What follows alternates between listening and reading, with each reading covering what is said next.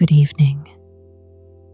You're listening to Quiet Sleep Cat, a quiet place for gentle stories, slow nights, and warm rest.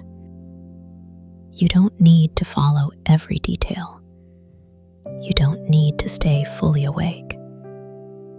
Just let the story move softly around you and let the night carry the rest. Tonight, we return once again to Moonlight Town, a town of warm lanterns, small bridges, quiet shops, shared gardens, and peaceful streets where even the smallest mystery moves slowly enough to rest beside. The next evening arrives with the same soft patience that Moonlight Town always seems to keep in reserve. First, the sky fades, slowly and without announcement, from pale silver blue into the deep, calm color of night. Then the roofs grow darker. Then the windows begin to glow. Then the lanterns, one by one, remember their light. The night clerk steps out from the post office and pauses beneath the doorway lantern. Its warm glow falls over the wooden threshold, the stone step, and the edge of the street beyond. The little bell above the door has already made its quiet sound, and now the whole evening feels as though it has settled into the exact place where it belongs. The clerk looks first toward the bridge, as they have done for several nights now. The lantern near the bridge is there, hanging where it should, glowing in its familiar place. But something about the town still feels slightly different. Not wrong, not unsettled, only changed in a soft, careful way. Breath in and out. As the clerk begins walking, that difference becomes clearer. Several lanterns along the street are hanging lower tonight. Not all of them. Only a few. Only where the light seems especially useful. One hangs lower beside a bench, casting light over the place where someone might sit to rest. One hangs lower near a side path, its glow reaching the ground where roots break through the earth. One hangs lower beside a narrow stretch of fence, so that the latch can be seen more easily in the dark. None of these changes appear careless. None feel accidental. Each seems to have been made by a thoughtful hand, with just enough adjustment to help, and no more. The clerk pauses beneath one such lantern. Its frame is clean. Its glass has been wiped carefully. The wick inside has been trimmed so that the light burns steadily. Not too bright, not too dim, not drawing attention to itself, but making the path kinder to walk. The clerk lifts a hand toward the lantern, not quite touching it, only feeling the warmth of the light upon the skin. Someone has been here already tonight. Someone who knows where the town's light can do the most good. Someone who moves slowly enough to notice where a step might falter, where a bench might need comfort, where a path might ask for a softer edge of brightness. The thought does not trouble the clerk. If anything, it makes the evening feel more whole. The old man in the garden had spoken about shared light, and the shared garden itself had shown how gently the town rearranged its care. Now, all along the street, that same truth is visible again. The lanterns are not only decorations. They are not only markers of the road. They are not only symbols of a town that loves warm light. They are tools of kindness, small guardians, quiet helpers. The clerk continues on, slowly, letting the line of lanterns lead the eye from one small change to another. A polished shade here, a lowered hook there, a warmer pool of light near a gate, a narrower, more careful glow over a patch of uneven stone. Tonight, the town's light feels less fixed than before. It feels shared. It feels offered. It feels arranged by people who do not think of themselves as arranging anything at all, only as helping a night become easier to move through. At the edge of the street, where the path to the shared garden begins, the clerk stops once more. A pale lantern hangs near the entrance, round and gentle. Its light calm as moonlight on a quiet wall.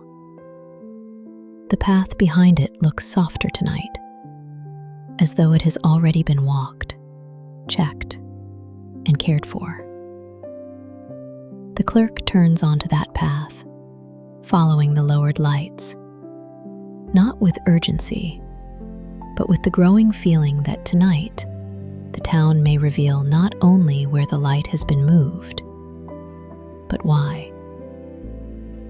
The path behind the fences seems more familiar now. And because it is familiar, the clerk notices more of it. The packed earth underfoot is smoother than the night before. Someone has swept away loose leaves from the narrowest bends. One corner, where roots used to rise slightly through the ground, has been covered with a small flat stone, placed there not for decoration, but so a foot in the evening dark will not catch unexpectedly. Low fences line both sides of the path, not high enough to separate neighbors from one another, only high enough to give shape to each little garden's edge. At one fence, a hook now holds a tiny lantern lower than before, so that the latch can be found by touch and by light together. At another, a lantern once hanging near the roofline has been adjusted down, its glow reaching the handle of a watering can and the first stepping stone beyond.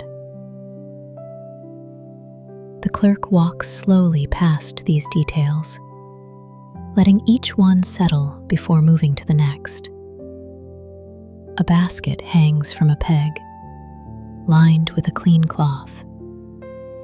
A narrow shelf beside a window holds 3 small pots of mint, each one turned slightly toward the lantern nearest it.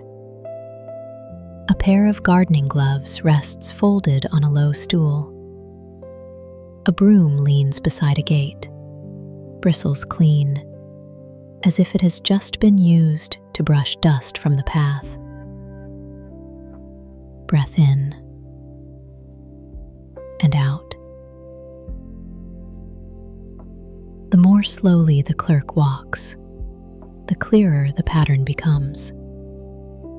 The people who tend this path do not only care for the gardens, they care for the movement between them. They care for how a person carrying herbs in the early morning will see the next step. They care for where an elderly neighbor might put a hand when opening a gate after sunset. They care for how the path itself feels, not only to the eye, but to the body moving through it. This is a kind of thoughtfulness that rarely calls attention to itself. It appears not in speeches, but in lowered lantern hooks, clean glass, swept corners, and stones placed just where they are needed. The pale lantern at the entrance glows behind the clerk now. Ahead, smaller lights begin appearing again, one by one, marking the route toward the shared garden. Their sizes vary, their shapes vary, perhaps their owners vary too, but the feeling they create is unified. Not a display, not a festival, a quiet network of little offerings. The clerk pauses beside a herb bed where the rosemary leaves have caught a trace of warm light. The scent rises into the evening air, sharp, clean, comforting. Nearby, a few thyme plants hold tiny shadows beneath them, and beyond that, a line of small white flowers seems to glow almost silver in the mixed light. A bench appears again near the turn, this one narrower than the other, with a folded cloth left across one corner. On the bench sits a small ceramic cup, empty now, but still carrying a little warmth. Someone rested here not long ago. Someone carrying out the same evening task of checking, trimming, cleaning, and moving light from one corner of the town to another. The clerk does not pick up the cloth, does not touch the cup. The objects do not feel abandoned. They feel like punctuation in an ongoing sentence, a sentence written through care rather than words. At last, the path opens once more into the larger shared garden. The little lanterns hang among herbs, flowers, and growing leaves, just as they did before. But tonight, there is another light there too, warmer, slightly higher, and moving gently, as if in the hand of someone already at work. The old man is there, and he is not alone. Near the center of the shared garden, the old man stands beside a low wooden post, holding up a lantern with one hand while adjusting its hook with the other. Beside him, a woman with sleeves rolled neatly to the wrists wipes the glass of a smaller lantern using a folded cloth. Her movements are unhurried, careful, and practiced in the same quiet way as the old man's. The clerk recognizes her after a moment. She is the herb grower the old man mentioned, the neighbor who supplies the bakery, the one who leaves folded cloths behind and returns for them later. Neither of them seems startled by the clerk's arrival. In Moonlight Town, a person approaching slowly through lantern light rarely brings alarm. The old man simply smiles, still holding the lantern at shoulder height. "Good evening," he says softly. The herb grower looks up, returns the greeting with a small nod, and goes on polishing the glass. The clerk greets them both. Then, without asking a question too quickly, stands nearby and watches. Watching for a moment feels more appropriate than speaking. The old man lowers the lantern by one link of chain, steps back, looks at the pool of light on the soil, adjusts it by a little more. The herb grower lifts the clean shade toward the lantern nearest the mint, checks whether the flame burns too high, trims the wick, replaces the glass, and waits until the light settles. Breathe in and out. The work they are doing is small, and yet it changes the whole feeling of the garden. A lantern moved lower toward the basil row makes the leaves glow brighter and the path behind them gentler. A lantern cleaned over the thyme bed stops throwing dusty shadows and instead casts a clearer, softer light. A lantern shifted a hand's width to the left leaves the bench less in darkness and makes the nearby step easier to see. The clerk notices that the old man carries not only his lantern, but also a small tin of oil, a pair of tiny trimming scissors, and a square wooden box filled with replacement wicks. The herb grower has a cloth bag at her feet, containing clean panes, spare hooks, and folded rags already darkened with soot. This is not improvisation. This is an evening routine.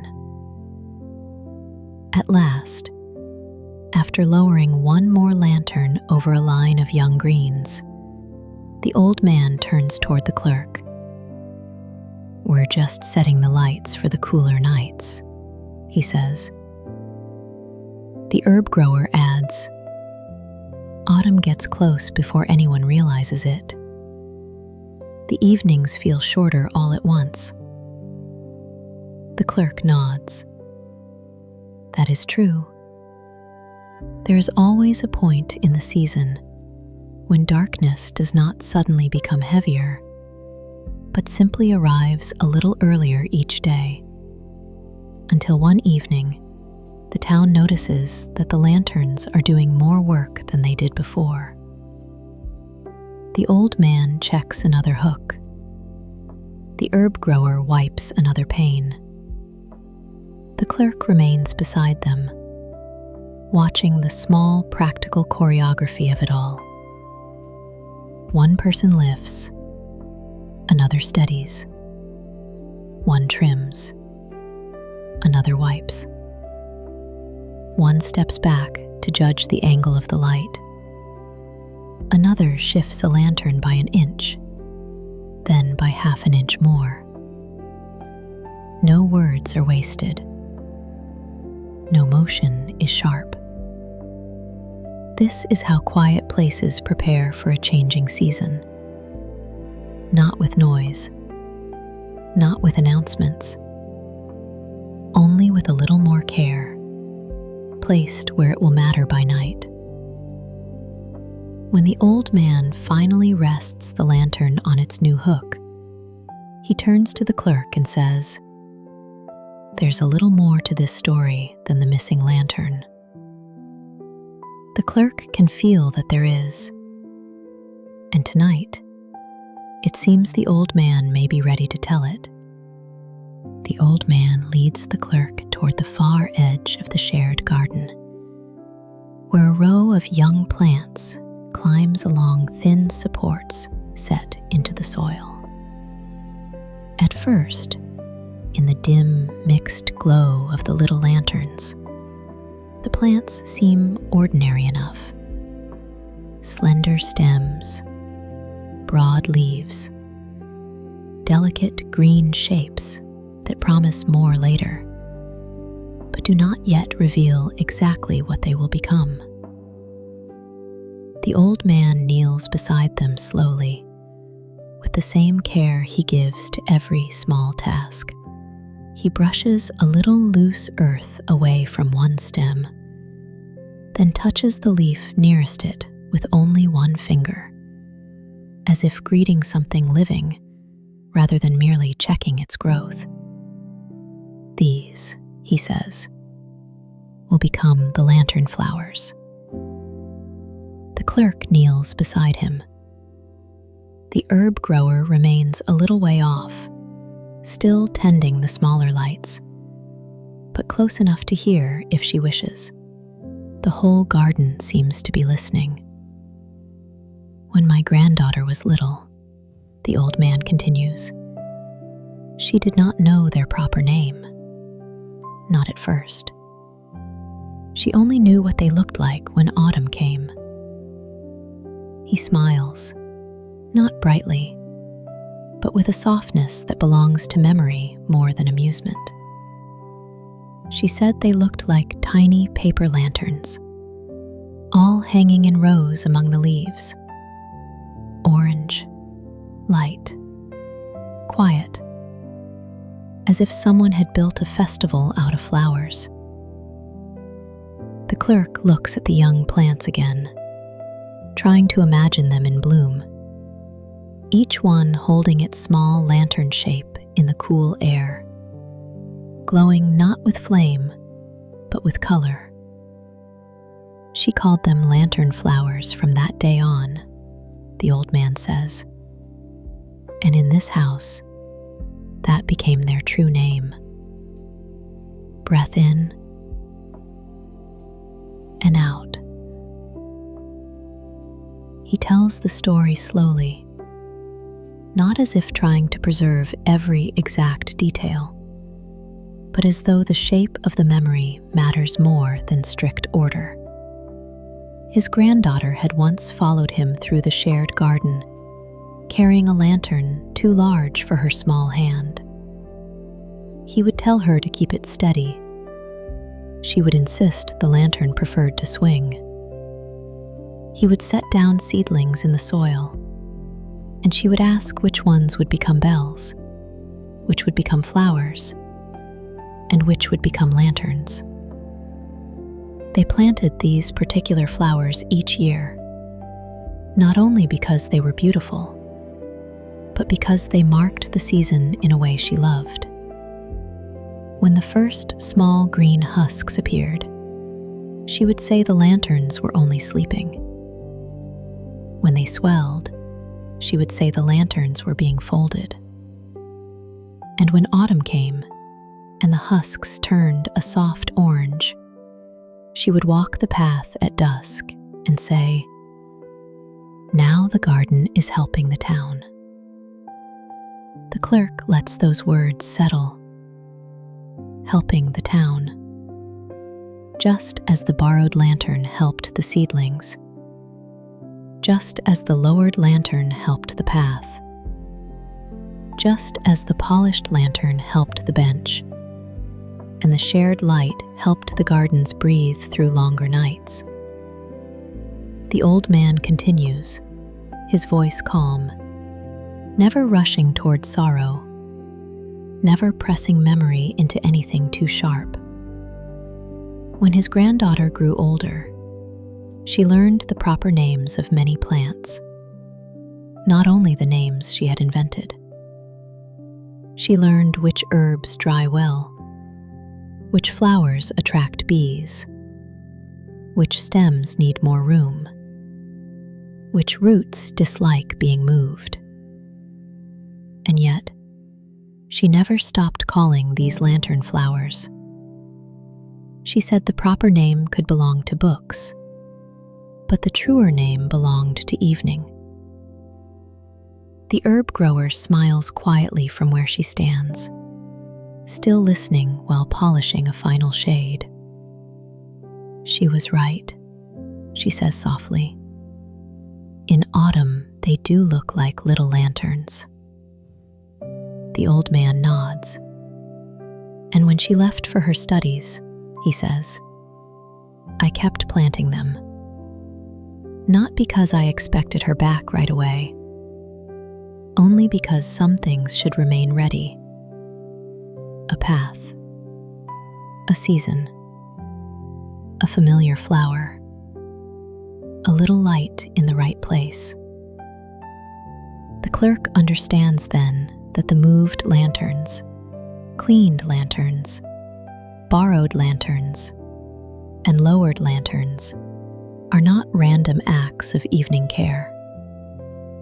They are part of a promise, a quiet promise to keep a place recognizable, to keep the path lit in the way she remembers, to keep the flowers ready for the season she loved, to keep the shared garden holding a shape of welcome, even while waiting.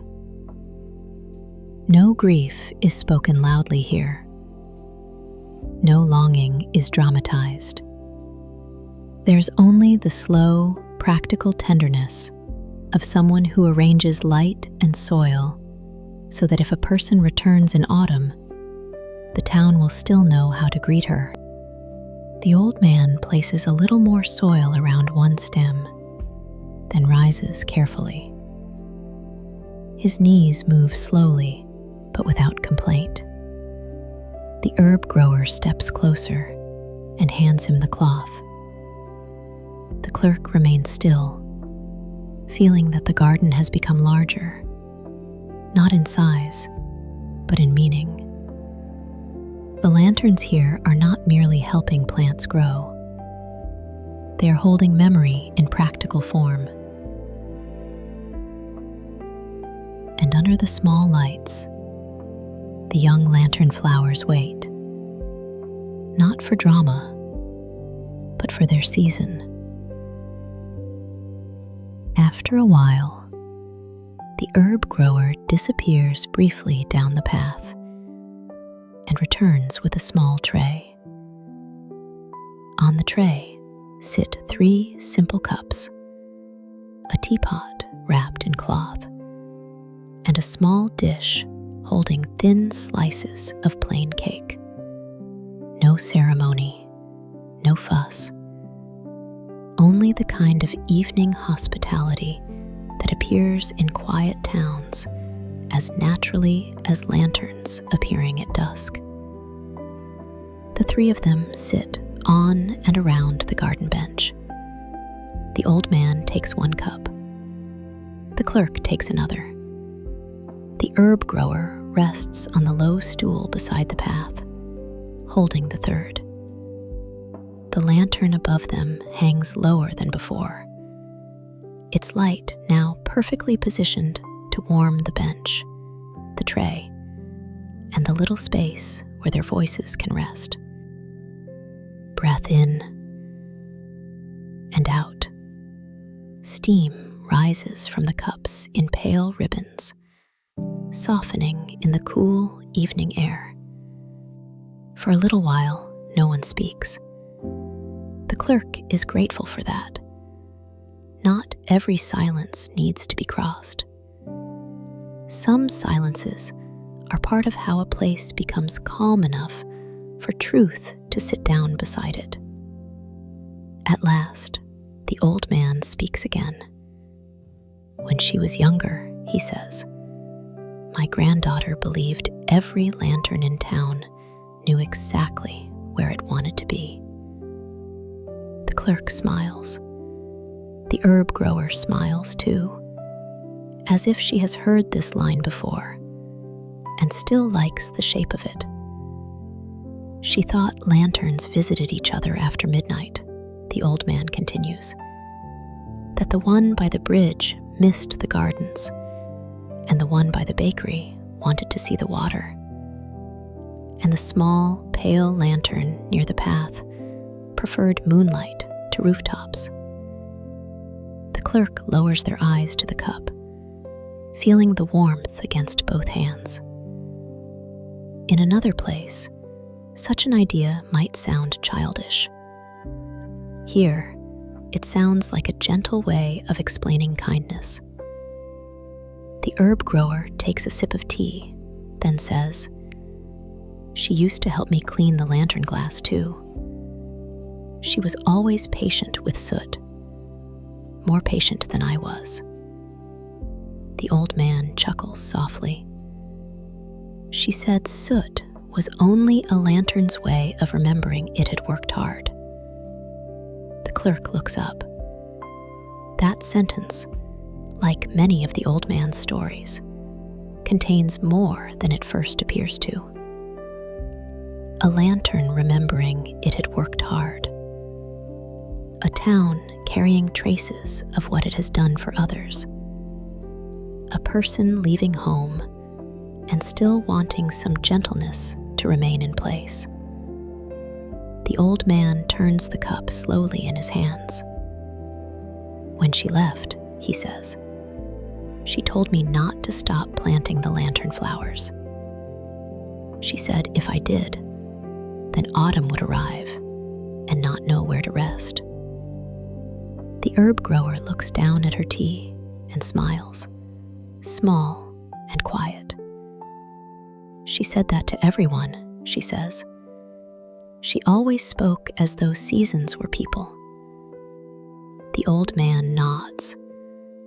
She may have been right. He glances across the shared garden. If no one lit the path, if no one tended the hooks, if no one polished the glass, then perhaps autumn would arrive here and feel less welcome than it should. The clerk listens, not trying to improve the thought. It already fits the town perfectly. Because what are these evenings of small labor, if not a way of preparing welcome? A lowered lantern over a bench says, "Rest here if you need to." A cleaned lantern beside a gate says, "This path is still safe." A borrowed lantern over seedlings says, "Grow a little longer. Night has made room for you." A row of tiny lights in a garden says, "This place remembers what it is waiting for." The old man sets his empty cup down on the bench. Then, after a pause, he says, "She writes rarely, but when she does, she always asks the same question first. She asks whether the lantern flowers are growing." The clerk feels a soft shift inside the evening. The story is not only about memory. It is also about continuity, about keeping something alive long enough for a returning eye to recognize it. The herb grower reaches into her apron pocket and removes a small, folded card. "I nearly forgot," she says softly. "She wrote last week. I left the card on the bench earlier while I was cleaning the lantern glass." The old man turns, surprised only gently. "The card from her?" The herb grower nods. "I meant to give it to you when I came by. But then the lantern near the lane needed trimming, and the bench lantern needed lowering, and I set the card down to free my hands." The clerk understands now why the bench had held not only a folded cloth, but the feeling of recent presence. The evening has been full of such half-finished acts, not abandoned, only waiting for the next calm moment. The old man takes the card, but does not open it immediately.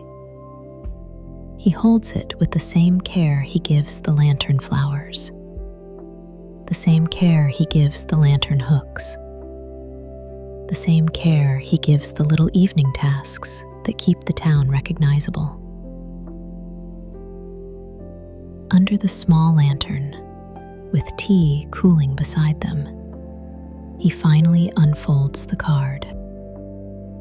The card is short. The handwriting is neat, slightly rounded, and easy to imagine in a younger hand. The old man reads it first, in silence, while the clerk and the herb grower wait without pressure. The lantern above the bench burns steadily. The shared garden breathes around them. Nothing hurries the moment. Breath in and out. At At last, the old man lowers the card and smiles, not broadly, but with a quiet warmth that alters the whole bench. She says, "Autumn is coming quickly there too," he murmurs. Then he reads a little of the card aloud, softly enough that the words feel as though they are joining the lantern light. "Please tell the lantern flowers to wait for me. If they bloom before I arrive, I hope the evening light will still be kind to them." The herb grower closes her eyes for a moment, smiling.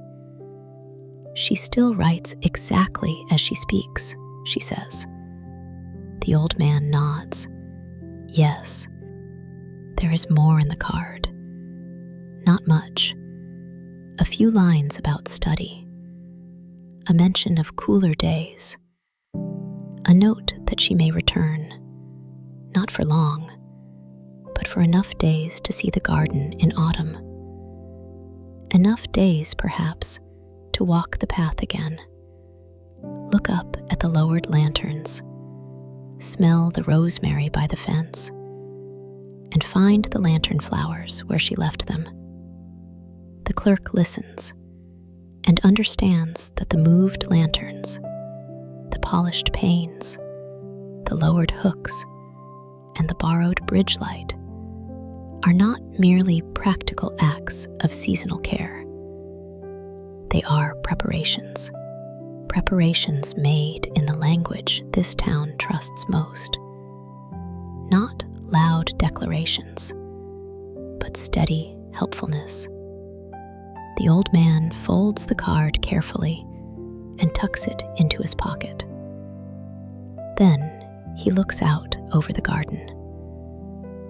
The little lanterns sway only slightly. The shadows beneath the herbs are soft. The young lantern flowers stand in their rows, not yet bright, not yet orange, but growing toward that shape. When she was small, he says, she believed light remembered people. She thought if you placed a lantern in the same spot each year, it would remember who once stood beneath it. The clerk does not answer immediately. That idea, like many ideas born in childhood, is too gentle to be corrected. And perhaps, in Moonlight Town, not entirely untrue. The lantern above the bench has been lowered just enough to warm the old man's hands, the folded card, and the place where the tray sits. The pale lantern near the path remembers baskets and herbs. The bridge lantern remembers water and late returns. The bench lantern remembers tired neighbors and brief rests. The borrowed lantern remembers seedlings, soil, and a grandfather planting flowers for someone who is away. Shared light, the clerk thinks, is also shared memory. A town like this does not keep memory in monuments. It keeps memory in routines. In which hook is lowered? In which glass is polished? In which path is swept before dusk? In which lantern is carried into a garden and brought back before midnight? The herb grower pours the last of the tea. The old man checks the card once more, then returns it to his pocket. No one speaks for a little while. The silence now is full, not empty. A silence shaped by understanding.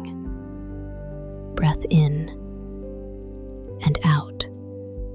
At the edge of the shared garden, one lantern flickers slightly. The old man rises, walks to it, trims the wick, and returns. The herb grower wipes a pane that has gathered soot. The clerk clerk straightens a small hook beside the path. For a few moments, all three of them tend the light together, not because the town asked them to, but because the evening has opened that work naturally in front of them. When they sit again, the garden looks only a little different. Yet the whole place feels more deeply prepared. Prepared for darker evenings.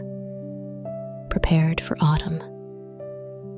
Prepared, perhaps, for a returning granddaughter who will step onto the path and immediately know, without being told, that the town remembered her. After the tea has cooled, and after the card has been folded away, the herb grower stands to gather the cups. The old man rises more slowly, but with the same steady patience as before. The clerk helps collect the tray, the folded cloth, and the small oil tin from beside the bench. The old man does not place the card back into his pocket immediately. Instead, he looks at it once more beneath the lantern. Then he turns it over. On the back, in smaller handwriting, is one extra line. He reads it in silence, then lets out the softest breath of surprise. Not alarm, not even shock. Only the sound a person makes when a hope they had not named aloud suddenly receives a little shape. "What is it?" the clerk asks gently. The old man looks up, and this time the smile in his face is clearer. "She wrote," he says, "that if the lantern flowers bloom in time, she will come for the first cool weekend of autumn." The herb grower pauses with the tray in her hands. Then she smiles too. "Well," she says softly, "then the path had better be bright enough to welcome her." The old man laughs, very quietly. So quietly it feels more like warmth than sound. The clerk feels the whole garden lighten, not because anything visible changes, but because expectation, when gentle enough, can brighten a place without needing to shine. The old man folds the card again.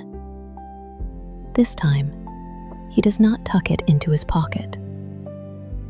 Instead, he places it carefully in the small wooden box where he keeps spare wicks, clean cloths, and the little things needed to tend the lanterns. It seems right there, among tools of care, among practical things, as though the card itself is another small instrument for keeping the town ready.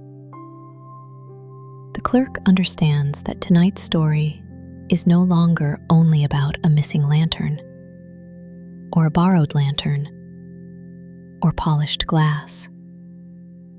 It is about preparation. Not hurried preparation. Not anxious preparation. Only the kind that comes from love, practiced quietly over time. A path swept before dusk. A bench lit more warmly. A flower planted months before bloom.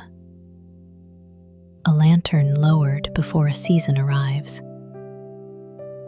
Breath in and out. The herb grower takes the tray toward the path. The old man checks one last lantern over the flowers. The clerk stands nearby, feeling that the town has once again offered its answer not in a dramatic revelation, but in a practical kindness. A person returning in autumn does not need grand decorations, only a recognizable path, only familiar flowers, only enough light in the right places to say, without saying it directly, "You were remembered." And in Moonlight Town, that may be the gentlest welcome of all. Before the clerk leaves, the old man asks if they would help with one last small task. Not a difficult one, not a long one, only the final arrangement of the lanterns for the nights ahead.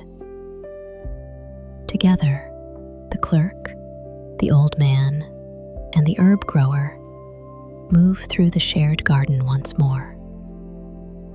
One lantern is lifted higher, so its light can travel farther across the path. Another is lowered over the young lantern flowers, where their stems will soon need warmer evenings. A smaller lantern is hung near the gate, so that a returning hand can find the latch more easily. A pale lantern at the entrance is turned slightly, not brighter, but better angled, so moonlight and lantern light can rest together instead of competing. The old man explains each adjustment softly, not as instructions, but as observations made over many seasons. This one catches too much wind if it hangs high. This one reaches the bench better from the left. This pathstone should never be in shadow after rain. These flowers need only a little warmth, not too much. The herb grower adds her own details. Mint does not mind the darker corner. Rosemary likes the drier edge of the light. The thyme glows silver if the lantern is lower. Baskets are easier to carry from the far bed if this lantern is cleaned before dawn. The clerk listens and begins to understand that the evening work of tending lanterns is no different from tending the garden itself. Both are acts of noticing. Noticing where help is needed. Noticing how much is enough. Noticing what should be left untouched. Breath in and out. The final arrangement is simple. No line of lanterns is perfectly even. No pattern would impress a stranger looking for a grand display. And yet, when the three of them step back, the garden feels complete. Every path has enough light. Every bench has enough warmth. Every cluster of plants has enough evening care. The whole place looks prepared not for spectacle, but for return. The old man stands in silence for a while, looking over the shared garden. At last he says, "It will be ready." The herb grower nods. So will the town. The clerk does not add anything. There is no need. The lanterns say enough. When the work is done, none of them leaves immediately. The old man remains near the row of lantern flowers. The herb grower stands with one hand resting lightly on the gate. The clerk remains by the bench, watching the shared garden, now that all the lanterns have found their places. The change is gentle, but undeniable. The path no longer feels dim at its narrow turns. The herbs no longer sit in accidental shadow. The gate no longer disappears into darkness. The bench no longer belongs to a lonely corner. Everything is held, not tightly, but kindly, by the light that has been arranged for it. The old man runs his hand lightly above the tops of the lantern flowers, not touching them, only measuring how they stand in the evening air. "They'll be ready soon," he says. The clerk believes him, not because the flowers are already bright, but because the whole garden has the feeling of something quietly becoming itself. Breath in and out. A lantern near the rosemary gives off a warmer glow than the rest. Another near the path entrance holds a pale, cooler light. Together, their tones make the garden feel deeper, as though some corners hold memory and others hold expectation.